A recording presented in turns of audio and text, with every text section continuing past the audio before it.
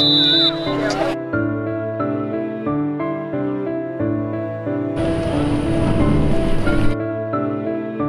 think it's the greatest team game of any game that is out there that guys can play. And I think that as any professional in our sport, we're all working very, very hard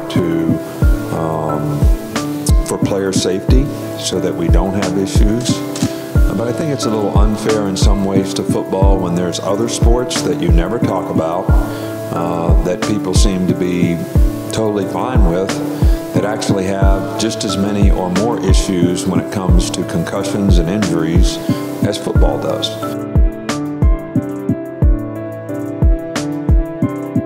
I think all sports can have injuries and inherent dangers. If you classify your sports based on the amount of contact or collision, then football is way up there. And the more collision sports you have, the more dangerous it can be. But if you compare football to a sport like ice hockey, then you'd have to say no, ice hockey can be more dangerous. Even a sport like wrestling ranks up there higher in certain injuries than football does. But in a contact or collision sport, it certainly has its share of injuries. Now, whether they're dangerous injuries or just more injuries, that's up for debate.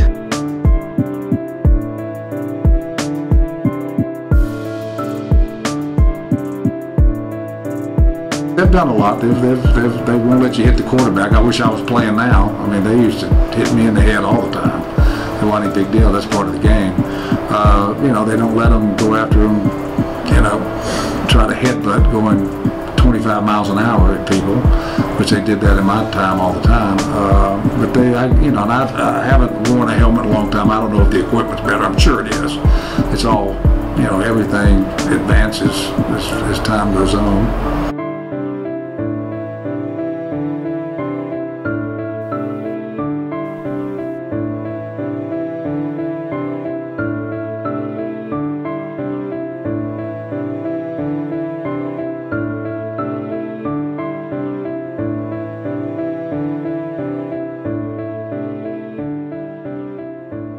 We always talk about the issues that we have in football, but I think we have a responsibility and an obligation to, and I've been on many committees.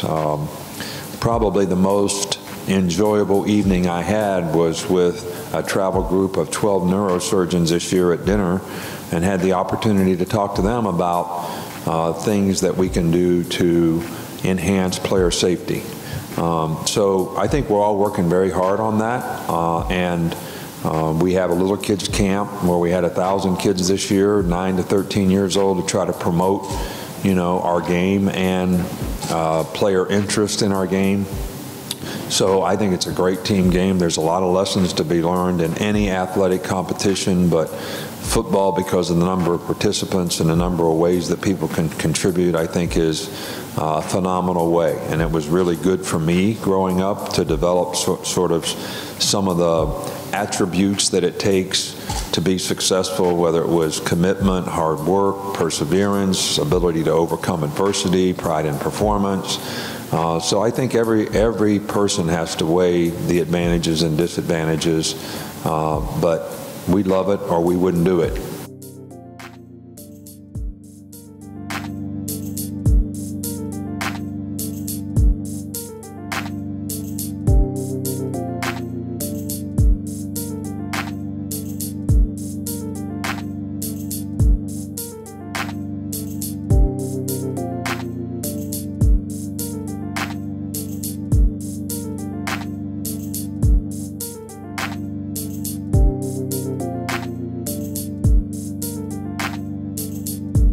My name is Michael Wood. I'm an instructor in American Studies. I've been teaching classes here for 5 years, and most of the classes I teach are on sports or sports studies. Football, football was a modified form of English rugby.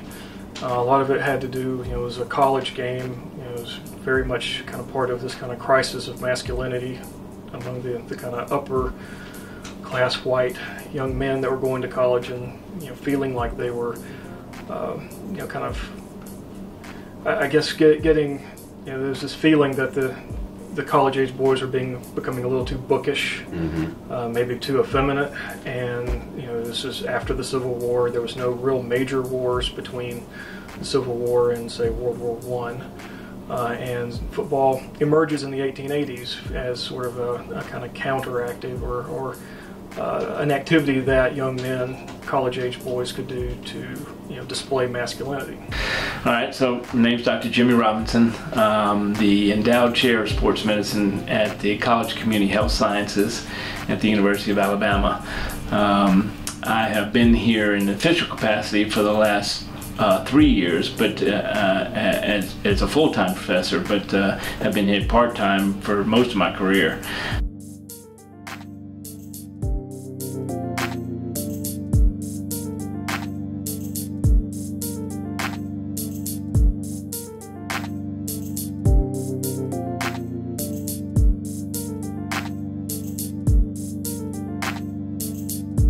CTE is chronic traumatic encephalopathy, and it's a chronic progressive neurological disorder characterized by several different things. Mental status changes where people are losing their memory, they're having personality changes with things like anxiety and depression, anger management. They also have got motor involvement sometimes where they lose their ability to have coordinated movements of the Parkinson's-like disease. It's called a tauopathy, which means that there's a tau protein that's deposited in the brain, very similar to other tauopathies such as Alzheimer's disease and dementia and some others.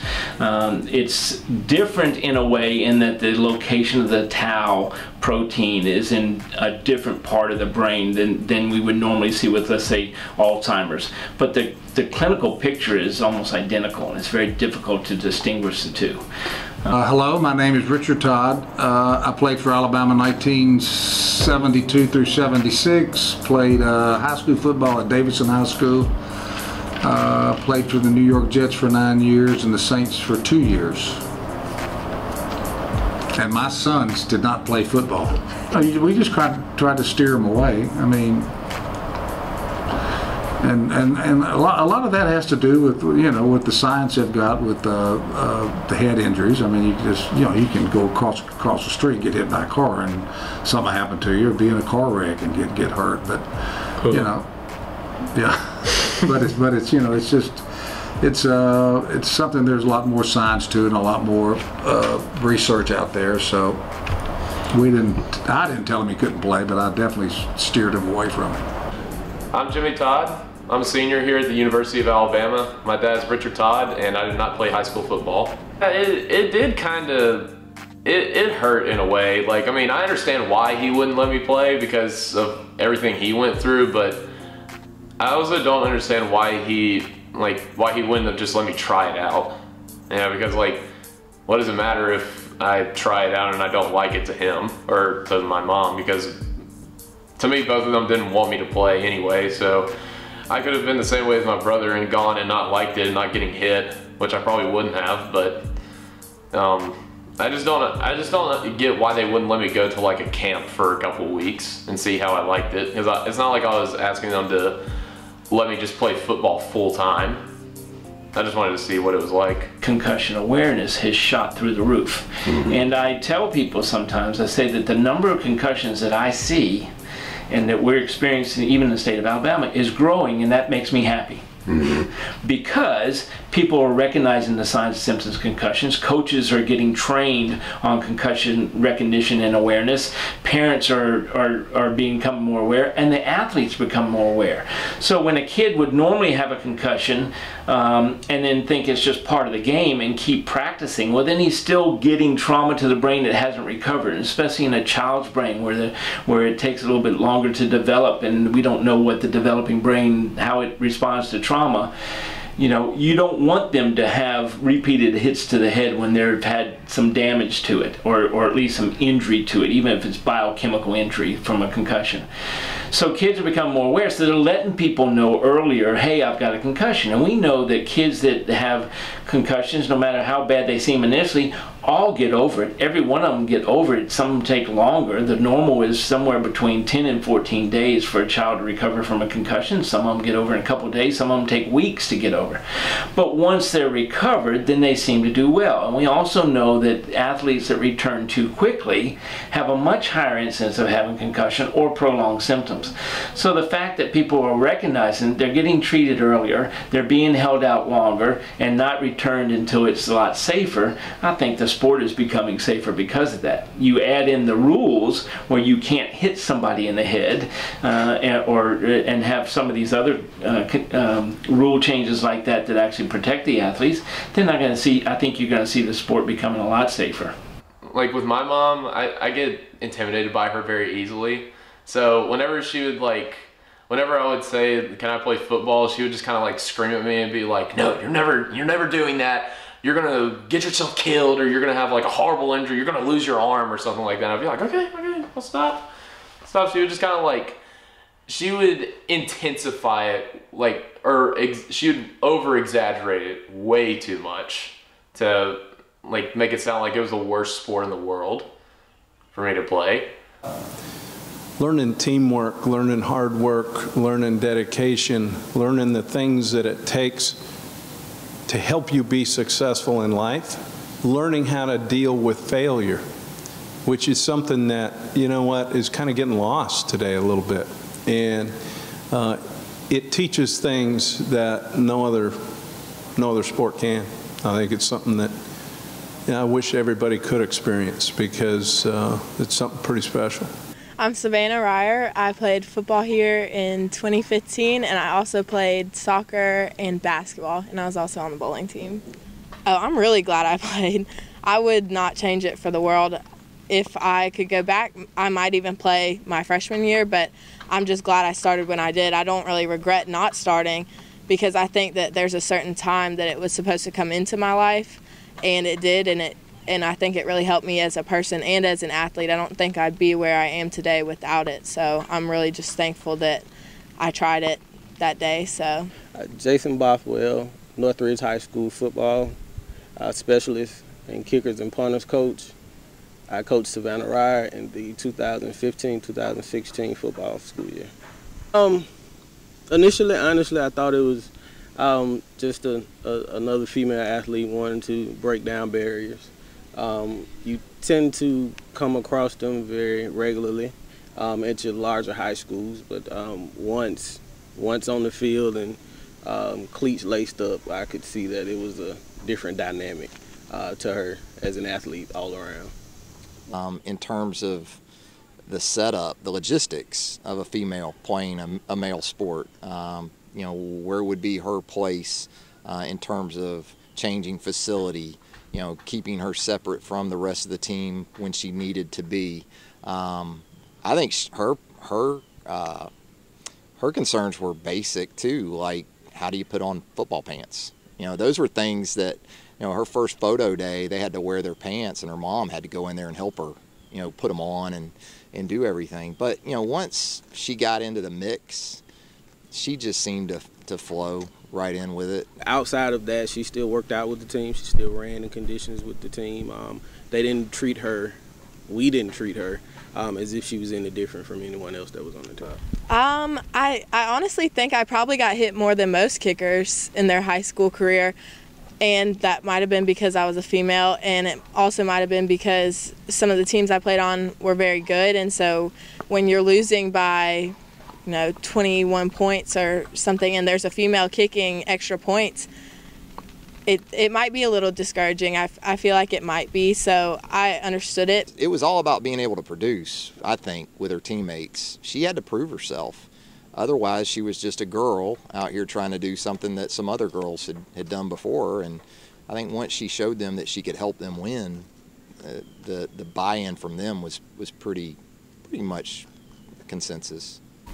I miss more of the Friday night lights. There's nothing like it. Like, you can play as many basketball games. You can play, like, in a state tournament and win a state championship. You can play in a national tournament. But there's nothing like a Friday night, just being out on the field with people that have put in the same amount of work as you, and then to see it pay off especially is, like, the biggest thing with me for football, because we put in a lot of work at the school I go to for basketball, and it pays off because we beat teams and we win, but there's nothing like, you know, getting that tight win on a Friday night and not leaving the field until 10 o'clock at night and everyone's celebrating and your whole school is about that team. I just really think that that's something I miss the most about it, is just the bond I had with a lot of the people on my team and at my school, and just the whole community. It was something that was really special to me. So I'm a big believer kids should play all sports. I'll start with that. If you have young kids out there, you know, and all these parents, and I see it already, like travel baseball, just go play one sport. Hey, if you're not playing travel baseball and playing a tournament every weekend, you'll never make it. That's the biggest falsehood in all of development. Actually, I think it stunts development of kids. Have your kids play as many sports as possible. You know what, I was blessed. My mom, I did ballet, music, tap jazz, art classes, played football, soccer, baseball, swimming. I didn't get to play golf, and expose myself to a lot of different things in life. My parents did that for me, and I love football and do it. I'm great. I imagine my son will play football. I'll be happy for him. I'll be loving him to play football. I'm not going to jump up and down maybe to have him play before high school, or if he does want to play before high school, I'm certainly going to interview all the coaches to make sure they know what they're teaching. That, to me, football's the greatest sport in the world. In what it teaches you in life lessons, character, mental toughness, physical toughness, decision-making, teamwork, leadership, everything. I think football is an unbelievable sport for young people. But I want to make sure that the people that are coaching it and teaching young people are qualified and know what they're doing, not just watching an NFL hit city highlight film and then going to try to teach that part of the game to young people. But I'm excited. I hope my son has the desire to go play. Can't wait to go be a parent, watch him play. And I'm great with him playing, but I want to make sure that he's being taught how to play the right way. I think he played some flag football. I love flag football. I think that's a great way to introduce kids to the game and teach young kids the game as they grow and develop and get older into, but I hope he plays high school football. But high school football doesn't really develop until the 1920s. And it's kind of the convergence of high school football becoming a thing, and then, you know, kind of going to the college level as well. And it becomes, you know, kind of part of, you know, culture in the South, or a way of you know, kind of expressing or having some sort of cultural identity, something they can be proud of. Absolutely. I mean, it's ever since I was, that big. I've always dreamed of coming here. Like, it was kind of my passion. It was what I wanted to do. You know, life's full of ups and downs, like I said. And I mean, my journey through this has been unbelievable, and a lot of downs, a lot of ups, a lot of everything. And you know, it's really special for me. Cole Kubelik. I began playing football in 8th grade at Homewood Middle School. Played in high school, played at Auburn University 1996 to 2000. And I'm currently a sports talk radio host in Huntsville, Alabama, and a sideline analyst for the SEC Network. And I would let my son play football, with the exception of playing at the Pee Wee level. I think middle school would be the earliest time that I would let him begin. I don't know what I would have done. I tell people I probably would have entered the military some form or fashion. My parents wouldn't have been able to pay for my school, so it would have been student loans. And is that something that I wanted to do to myself? I don't know.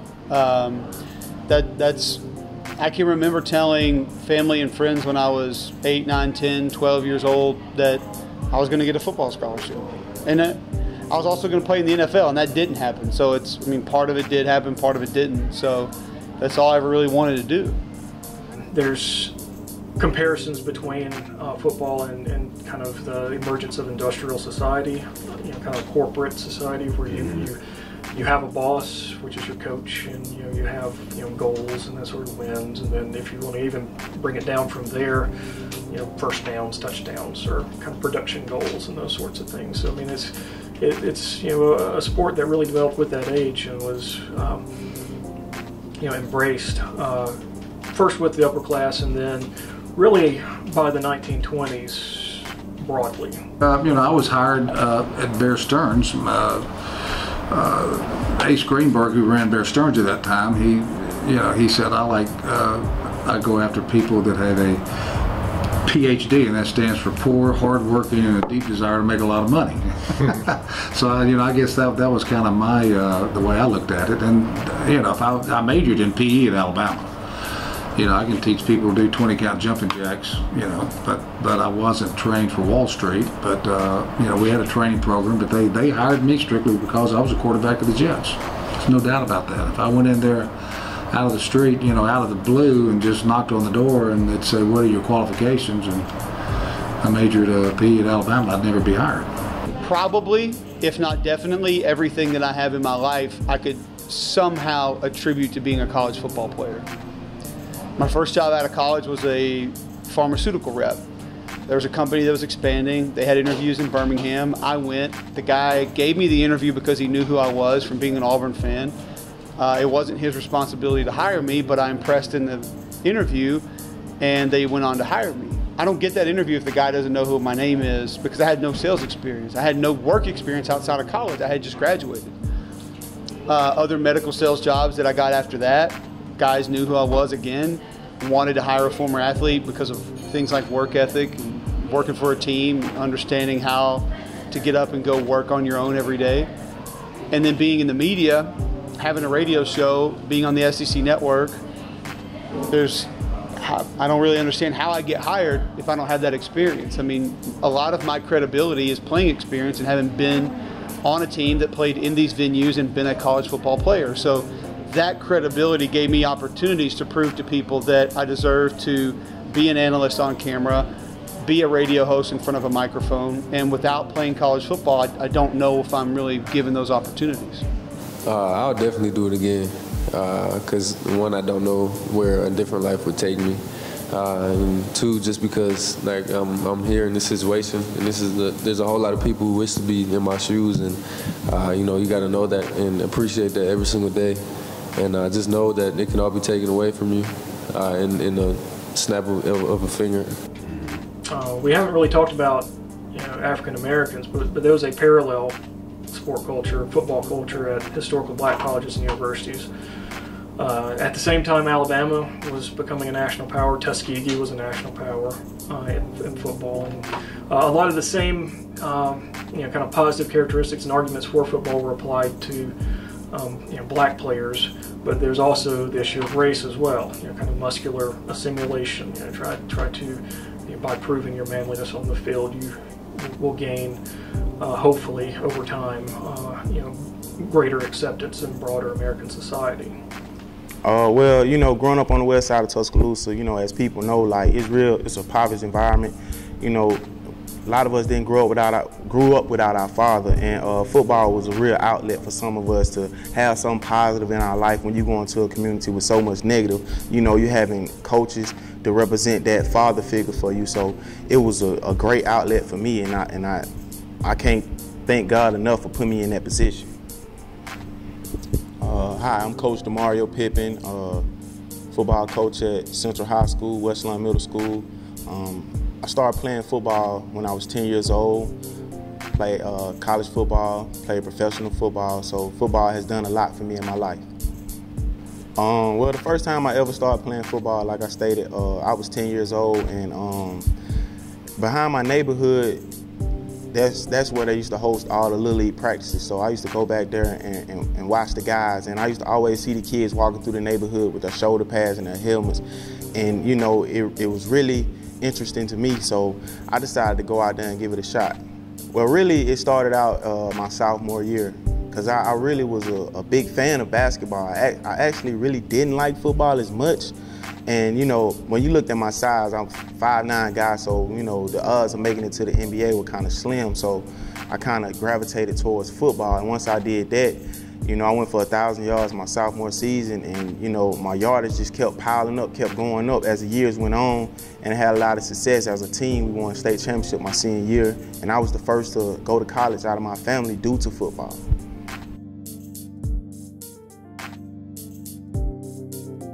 Signing day was actually like a real emotional day. Like, I was real torn because, you know, I had a scholarship offer from Jackson State, but early on, I was being recruited by a lot of the bigger schools, LSU, Ole Miss, Alabama, Auburn, different schools like that. And I played in an All-American game my senior year, and I actually tore my lateral and my medial meniscus.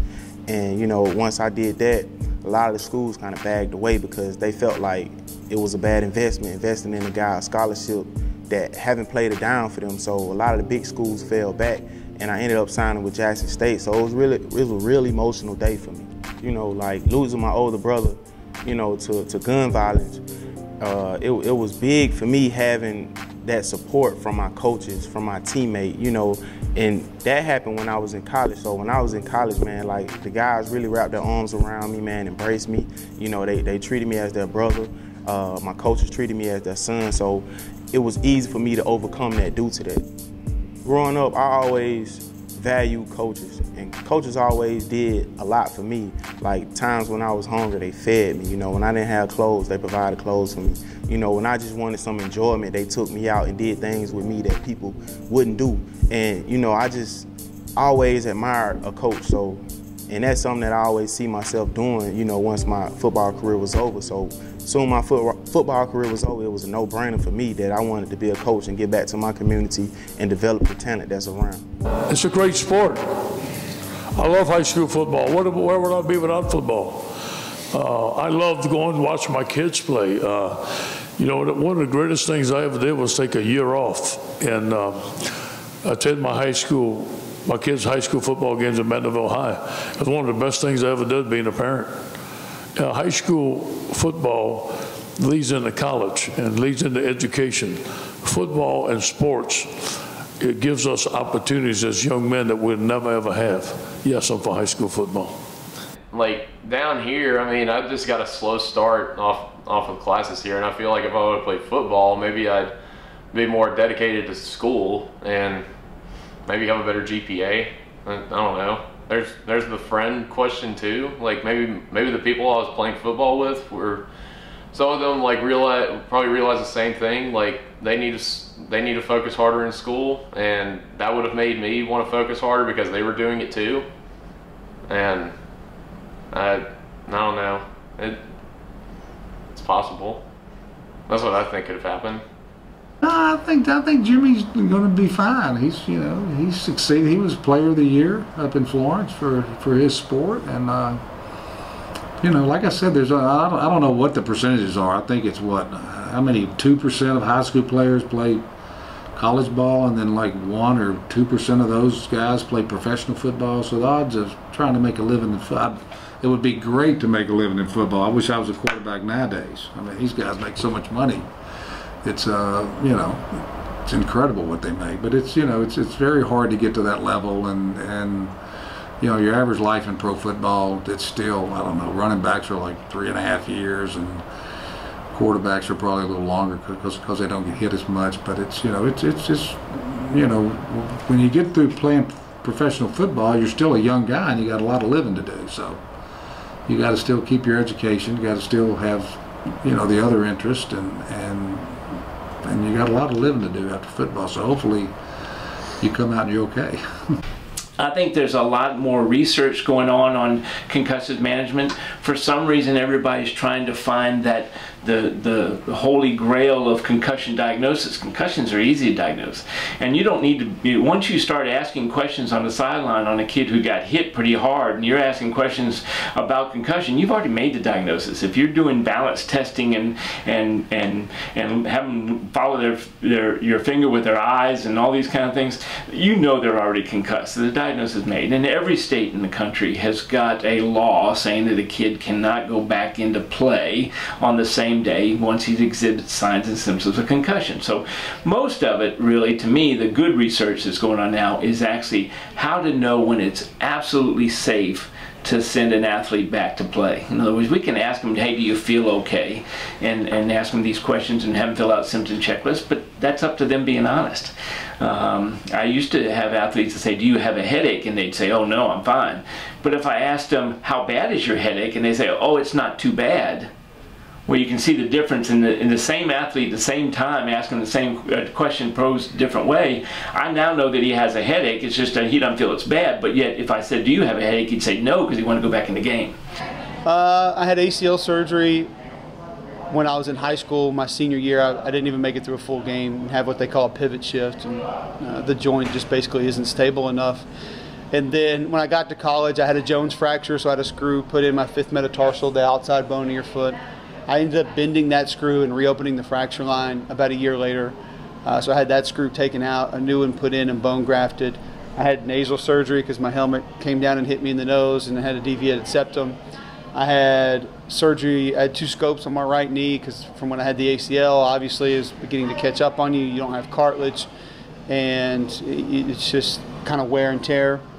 So those were the major surgeries that I had while I was at Auburn. I had another knee surgery after. I've had back surgery since. So some of the lingering effects are things from football that I've had operated on after, but didn't really have those in school.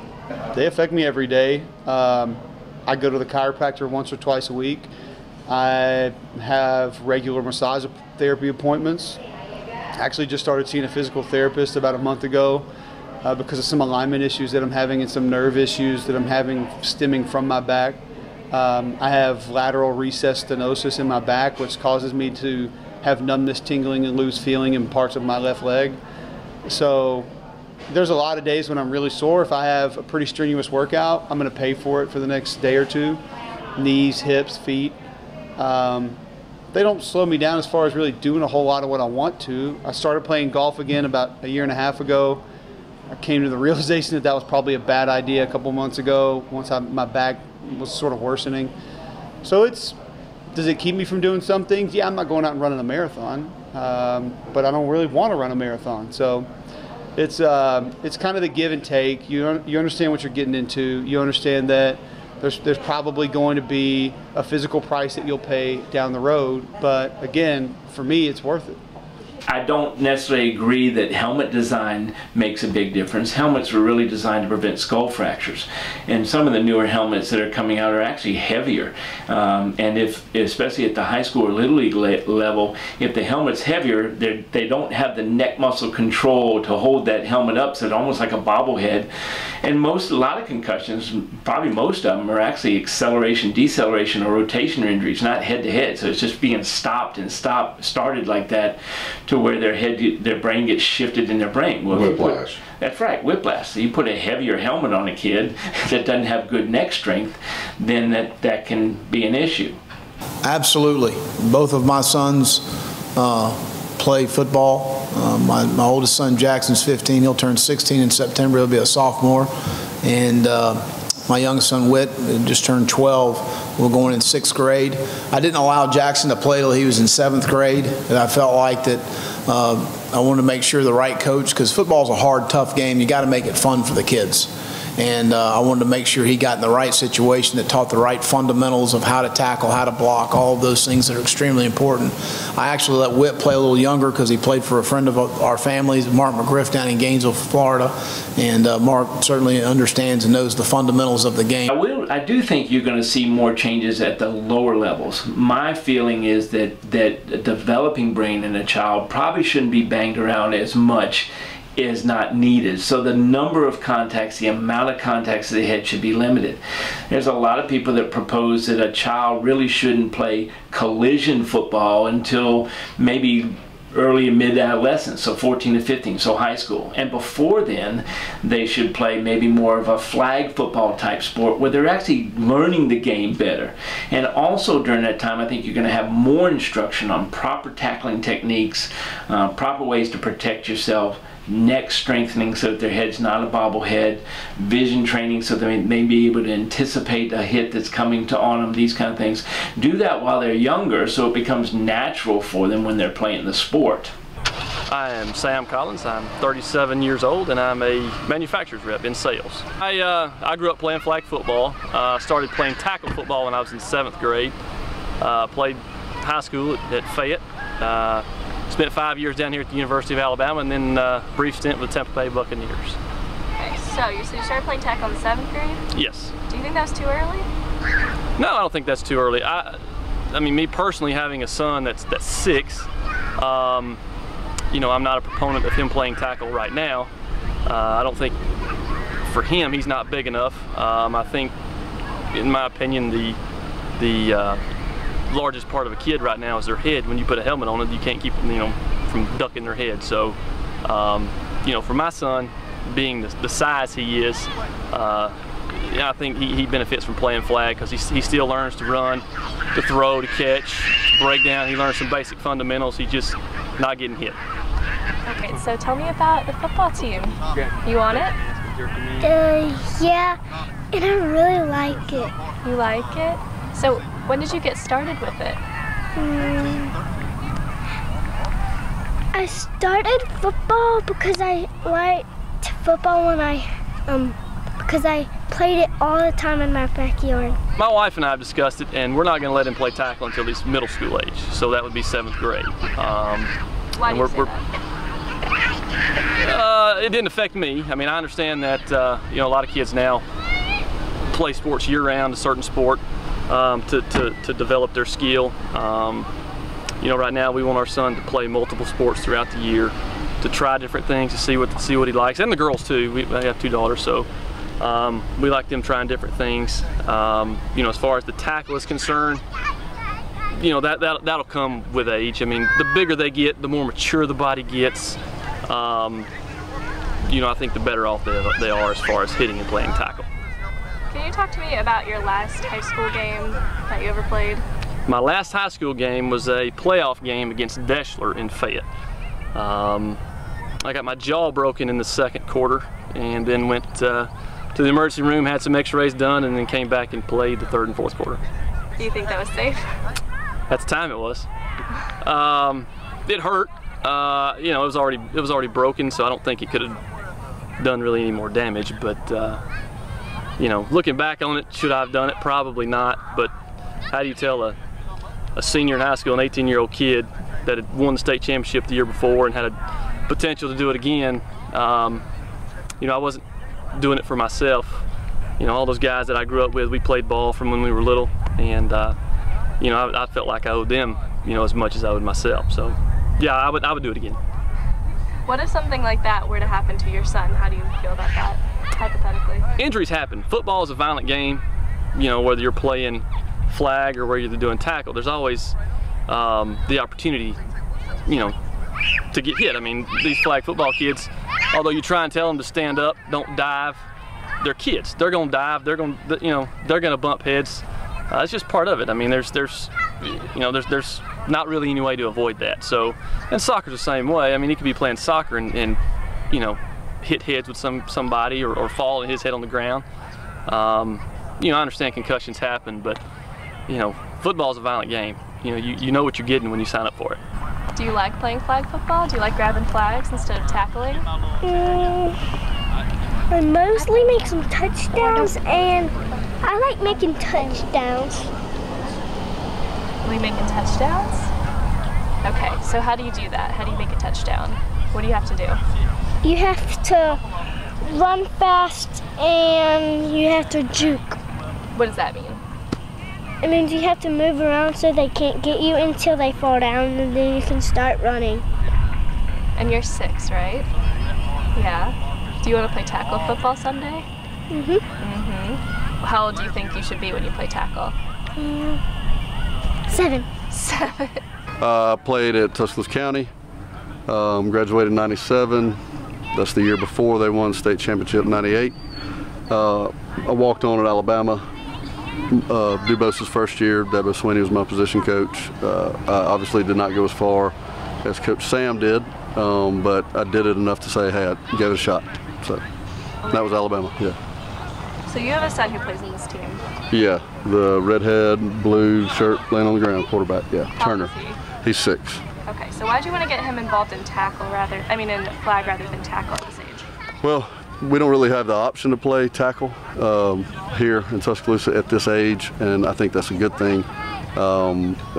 Obviously, there can be some lifelong injuries that can occur with tackle football, and primarily at this age because they don't listen well all the time.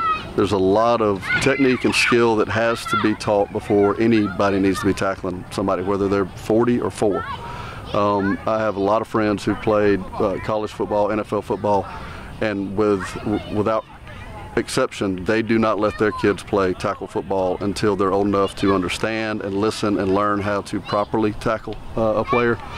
Because a shoulder separation, a rib, or even worse, the neck. You can't go back and teach them how to do it right, down the road, because it's going to be permanent injury. So I'm glad that wasn't an option.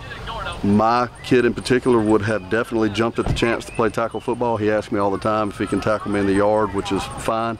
But at this age and with, untrained coaches for the most part, that shouldn't be something that's a possibility for us because we're not skilled enough or trained enough to teach them how to tackle somebody properly where it's not going to hurt themselves. We're not worried about them hurting the player running the ball. They're going to hurt themselves, and I don't want that on my conscience. So. The most favorite thing I liked about football, this is a very crazy one. Oh, it's a really good one. It's mostly on making friends and having fun and winning some games. I'll always wake up and want to do what I want to do. Well, I'm living proof of it. I have a son who'll be a junior at Knoxville Catholic. He plays football, and one of the great things I did this summer is I had an opportunity to go be a dad and took him around the different football camps and just kind of sit up in the stands and not be a coach and be dad. And so I'm living proof of it. I want my sons, I encourage them to play football. I think football is one of the great life lessons, and we always talk to our players, football's life just sped up a lot faster. I think they've done a great job. I speak from a parent now of really impacting the safety of the game. So again, I'm obviously a big proponent, and I live it with my son. By the 1920s, going into the 1930s, you have large on-campus stadiums being built. Those stadiums are drawing, tens of thousands. It becomes a money-making venture, kind of a commercial venture, kind of locally. So kind of layering on the cultural aspect, as there's a commercial aspect of it as well. My name is Ahmed Ajaz, and I'm director here at the Center for Business and Economic Research, and I've been here for 32 years. University has almost $2.6 billion impact on the state annually, and each home football game has a almost $25 million impact on the state, and about $19 million impact on this Tuscaloosa County. And that's the reason you have impact on the state, even if the game is played over here, is because people visit from other places. They buy gas there,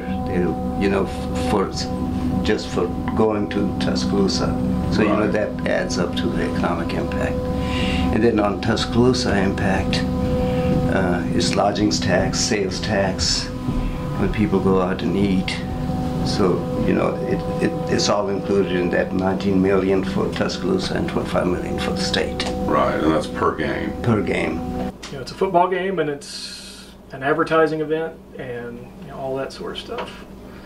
And eventually it becomes kind of a cultural event too, with the halftime shows and those sorts of things. Because of television, it's pretty much every night now during the season. I mean, there's some sort of football being played on every night because you have the MAC plays on Tuesday nights. Right, CUSA on Thursdays or something like that, yeah. And the NFL is trying to do Monday and Thursday. There was a time when the NFL was like, okay, Sunday and Monday are that's our turf, but now they're encroaching on college game too. with varying success. Right. How do you calculate that $25 million per game? What factors go into that? Well, university keeps track of number of visitors, how many visitors, because they sell tickets, so they know the zip codes where the tickets are going. So we use that, and then there are national statistics that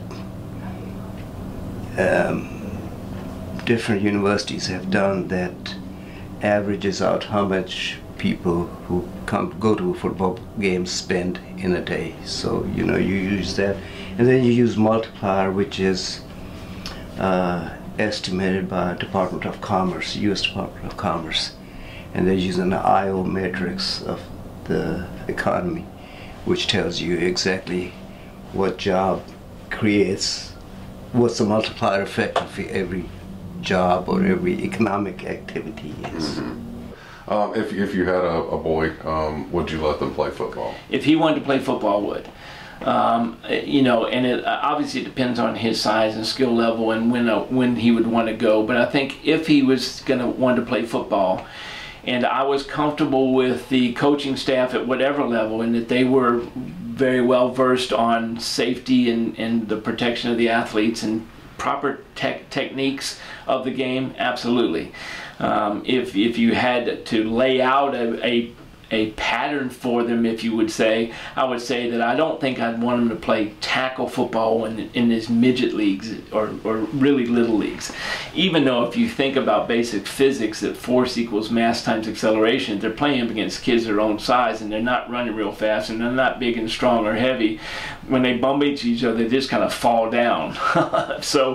But when you get to the point in their age where there's a disparity in development, where you have some kids that are grown men when they're freshmen in high school playing against kids that are still really playing with maybe Barbie dolls, if you will, G.I. Joes, or not quite developed, you do worry about injuries and that such. So if I had a child, I would sit there and say, well, I don't necessarily think you need to have collision sports for a certain period of time, but when you got to high school, if you want to play football and you know the rules and you know the proper techniques and you've gone through proper conditioning and all this kind of stuff, absolutely play football. You have to put it in perspective too. Like when my dad was playing, that was over 40 years ago. 30 years if you want to be technical, but I mean still, like that's 30 years difference with technology and how far the game has come and how much regulations have changed. Like the whole targeting rule, like you get thrown out of the game if you do helmet to helmet contact or straight on. They didn't have that rule back then. Their pads were not as good. They're not as effective at blocking shock waves or whatever you want to call them. They're better at protecting the players now than they were back then. And I think that's part of the reason why my dad had his ribs broken that time, and why he had his collarbone broken, because the pads just weren't that effective back then. I don't think it's safer now because of the lack of attention to fundamentals. A lot of kids are just playing with reckless abandonment, but it's starting to do more harm to them than it is to other people. And I think all of that contributes to the lack of formative knowledge on how to perform different skills and tasks and positions with the game. How old are you? 36. Okay. Yeah. Do you have children? No, sir. Okay. Would you let your kids play football? I'll consider it. If they're put in the hands of the right instructors or coaches that can teach them how to formally play the game to escape injury, I'll strongly consider it. But just for them to play, to make a little league coach or a Pop Warner coach look good, and they're not getting what they need to help them sustain their career through high school, then I probably wouldn't. Just mental toughness is a huge lesson, and learning how to, you might have feelings, you might have emotions, especially as a female, but you learn to put it to the side because that's not what's important at the time. I just really think that the mindset I got from football was that you know, you can do it if you try. It sounds kind of cliche to say, like, you can do anything you put your mind to, but honestly, you know, I was out here running 2110s with guys that I don't know how they were running them, because I could barely run them, and these kids are like 300 pounds running them, and you're like, but to see, it's just really inspirational to, like, if they can do it, you can do it, and I think that that's something that I'll really take throughout the rest of my life, whether it's on the court, on a field, in the school. I mean, I just think that that's the biggest lesson I learned from playing football. So. Presumably one day you'll have kids of your own. Will you let them play football? Well, I kind of agree. It takes a, you know, it takes a little different character and a little different style when you're playing football, because it's really controlled anger. Football is controlled anger when you're trying to hit somebody or be hit. I mean, you've got to. It's you know, you kind of compare it to the military. I mean, it's football practices are a lot more grueling than golf practice, or going out and hit the tennis ball, or baseball practice or anything else, because there's usually contact every day. For my son, I am a believer that the people who are sort of throwing in the towel on football are missing big picture. Were players 20, 30, 40, 50 years ago treated incorrectly, and maybe the safety of the game wasn't up to the standards that it needed to be? Yes, but I'm under the belief that football is a progressive sport and the safety of the game is progressing. Well, you know, football is a great sport. It's also a dangerous sport. So, you know, to be honest, like, football did a lot for me, but at the same time, like, it's a very dangerous sport. Like, now that I've got older and I see, like, some of the consequences that come with the game, like, it's a very dangerous sport. But, you know, you gotta have kids that are being developed, being taught how to tackle, being taught how to take contact, being taught all the fundamentals of the game, so they can learn how to prevent themselves from major injuries. I definitely would.